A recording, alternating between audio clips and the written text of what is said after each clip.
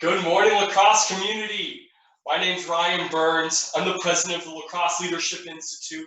It's our mission to empower everyone who loves lacrosse to live the lives of their dreams. Utilize the skills that you gain from lacrosse and actually take it to the real world and be successful. I'm so grateful for this sport and so excited for our conversation today with Dan Lannon.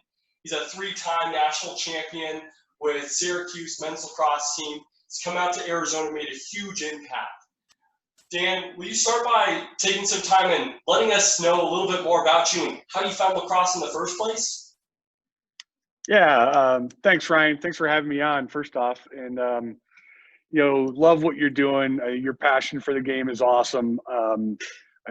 Especially coming from, where I grew up in Syracuse, New York.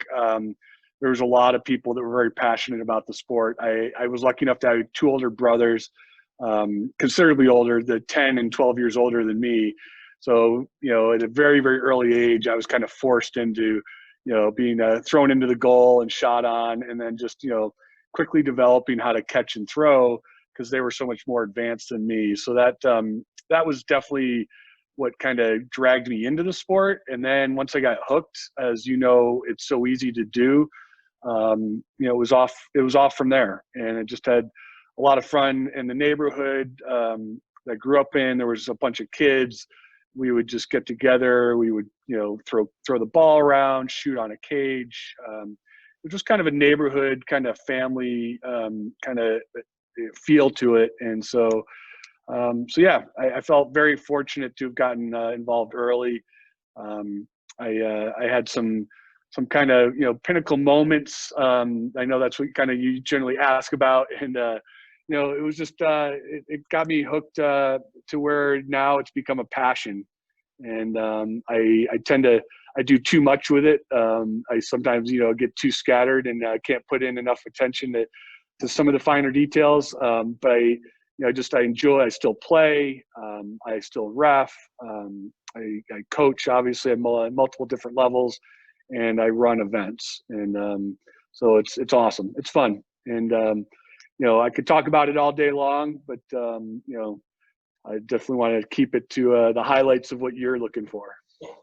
Well, I appreciate it, Dan. I know how ingrained you are with this sport and how long you've been just involved in so many different things. You alluded to it just slightly before. What are some of the pinnacles, or do you have one pinnacle moment in terms of whether it's playing, coaching, putting on events? What's that moment for you?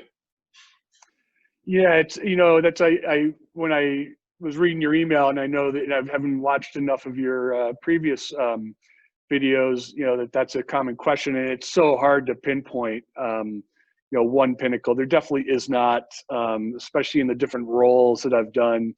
I've reached some really awesome high points that have felt amazing to accomplish. Certainly, in college, there was just some awesome trips that we did. Got to tour Scotland, England, just some awesome. The White House, met President Bush on the Rose Garden lawn. It was just so many great things that, and of course, hoisting the trophy over our head in 1990 was probably the highlight of college. It was playing with amazing people, being part of such an awesome the team and the coaches. It's just an awesome environment to be part of, and so that was hard to put a highlight on, but 1990 championship was certainly there's been movies made about it. There's great, just awesome stories about the culture that we had. And when you see some of the documentaries, you see guys like Dave Petromala and just some of the other coaches that coached against us during that era, talking about how it was just a monumental feat to try and even come close to beating us. So it's pretty cool. The other stuff, with high school coaching was a dream of mine. When I was a younger kid, I looked up to my high school coach tremendously.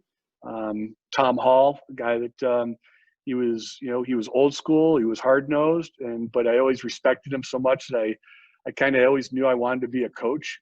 And so when I got to do that, that was another kind of milestone step. And then, of course, winning a state championship, the first of our 2 state championships, was absolutely incredible. And we had some awesome kids. We had some, amazing coaches with us. It was just a big team effort. We knew going in, we had lost the state championship the year before by 1 goal. So it was like we were that close, and we just knew, like, going in, that for that whole next year, we knew it was going to be our time and it was going to be our game to have, and we just wouldn't let anything get in our way. And to have that group of kids that you go through a full year, 364 days of here's the goal, and we're not letting anything stop us, and then to again hoist that trophy up was awesome. So great experience. So that was another pinnacle. On the other front of Lax for Life, I've been involved with that since the beginning. That was a concept I was able to start with Mike Ween, and I think reaching the 10-year anniversary of that was pretty awesome. Also, like going from, we started the first year with 6 teams. The next year it doubled to 12. The next year it doubled to 24. The next year it doubled to 48. It was like the growth of it just exploded each year. And again, it wasn't possible without like a huge team of DV alumni, parents, current board members, people that were just bought into it. They're like, yeah, let's grow this thing. Let's keep it going. And we just had tremendous support from the state of Arizona. And so, the 10-year anniversary was kind of a milestone, and it's been great every year since. We're going into year 13. We've grown it again this year. And so we're, pretty excited about that. But yeah, it was just awesome. It was, something that just kind of, I felt like it was like the right time, the right place. I'd just been hired at DV. Unfortunately, Mike's son, he was 2 years old, Brady Ween, diagnosed with leukemia, and all these things were just happening at the same time. I was trying to get some scrimmages going together in the fall, and was talking to 4 or 5 of the coaches that I knew, and we all just were like, yeah, let's all just throw in an extra $100 and give it to the Ween family. And then we were like, hey, maybe we should do this every year. And so it just blossomed from there. And so it was cool how things seem to happen without even making a ton of like foresight and thought into, we can make this a huge thing. It just happened. And so it was pretty awesome to be part of.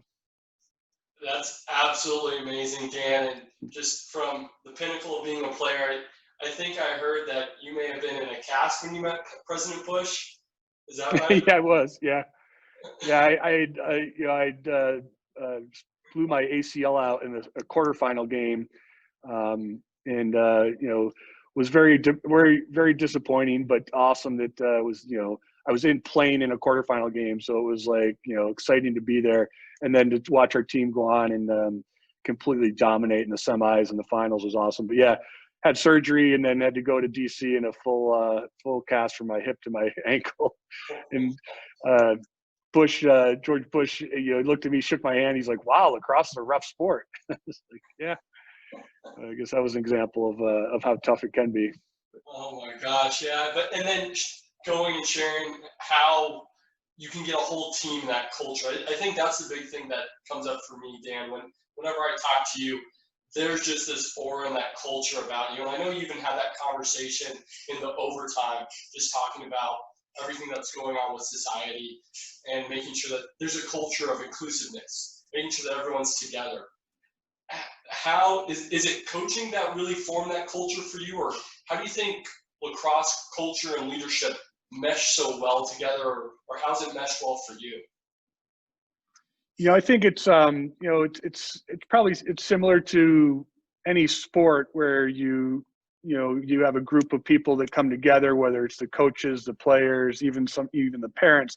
When you're drawn together to trying to achieve a common goal, you're going to have obviously a draw and a connection with people.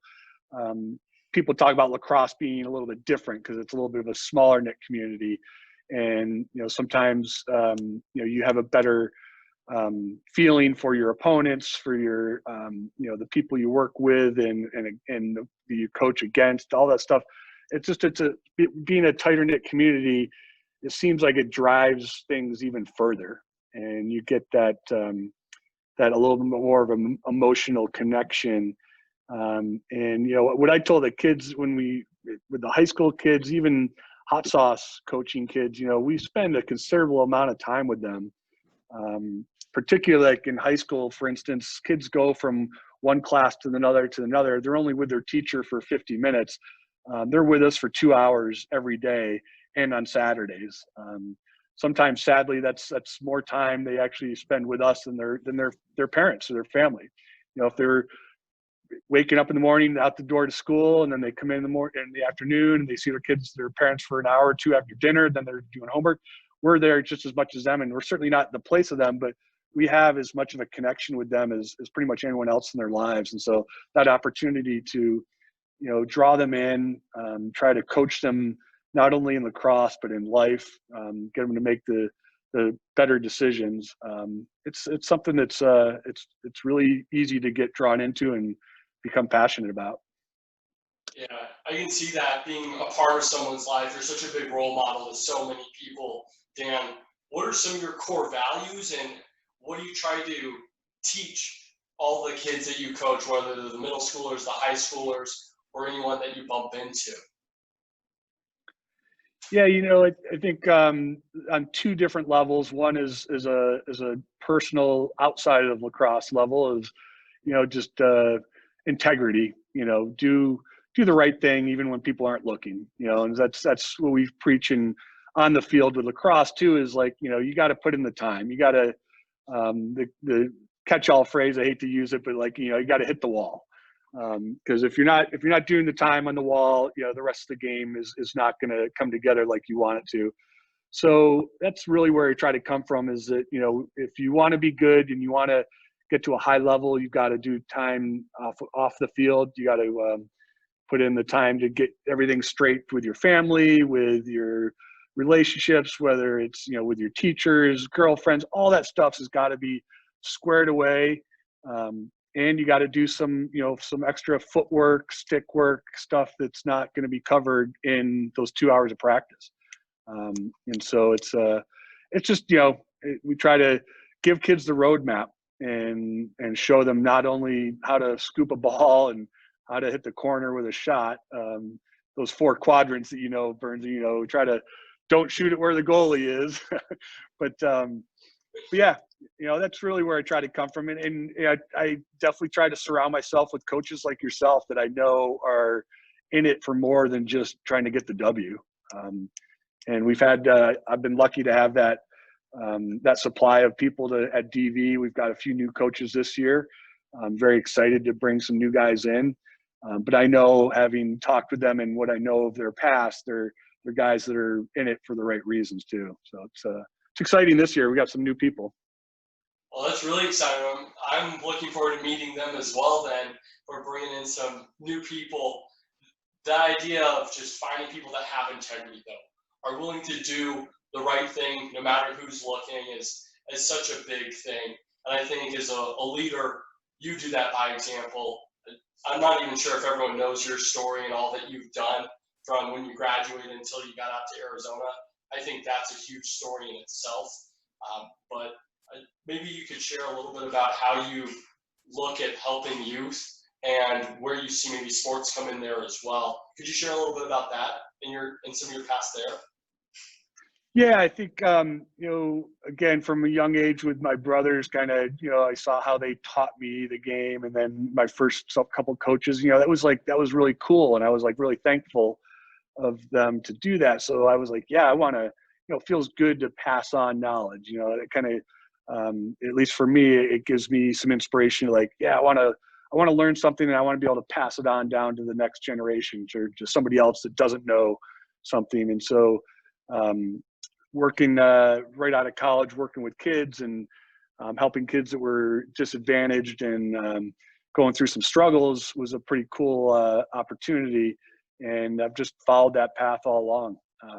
Was lucky enough to do some some pretty different things, living on a boat, driving a wagon train across the country, riding a horse. Never pictured myself as a cowboy or really, I didn't grow up on the ocean, but certainly became an accomplished sailor and an accomplished cowboy, and some fun stuff that not a lot of people get to do. But the core drive to it was to work with kids, and that's now I'm back in the classroom. You see I'm at my video virtual classroom. I'm actually in a classroom. We had our first group of kids yesterday. My first kids returned to school here at Mesquite High School in Gilbert, and they brought back half the kids yesterday. We have half of them tomorrow, and do that for a couple weeks. So it's pretty exciting to get kids back and away from the computer screens. Obviously, we're in a situation we can't control, but making the best of it. So it's just it's great to be around kids that are wanting to learn and kids that are eager to kind of play the sport and want to do great things with it. Yeah, I think we get so much out of this sport, and it affects our lives. There's a legacy in lacrosse itself that we have gone far enough to coach and to continue to try to build the game and grow it and share that passion. I think leadership is a huge skill that we gain from the sport as well. What type of leader would you say you are, Dan, and what does leadership mean to you? I definitely try to lead by example. It's just, I'm willing to put in the work, and I've kind of been at all levels. I've played every position, and I don't think that you have to have played every position to be a good coach, but I'm willing to go in and do everything that I'm asking the kids to do, and so it's being by example is the main thing, and then I just try to make it fun. Try to keep kids interested, and that's the biggest thing that we've recognized as president of the league. We've recognized that we've struggled over the last several years in keeping the high school level growing, where we're growing at the youth level. And sadly, what we found out is, that's across the board in all sports. Kids tend to lose interest in sports as it gets more competitive, and at the high school level, so they start to thin out. So I've been trying to keep that balance of, keeping a competitive team, also trying to keep it fun, to keep kids interested and keep kids playing, and show them that, that's the reason I keep playing. It's just to feed my competitiveness, but it's fun, and I don't pretend that I could play at the younger levels. That's why I ref, because I like to stay involved. I like to be out there with the young guys. There's no way I want to, try to keep up with that. I've landed in the hospital too many times, trying to keep up with the young guys. I've learned my lesson that way, the hard way sometimes, but it's fun to play.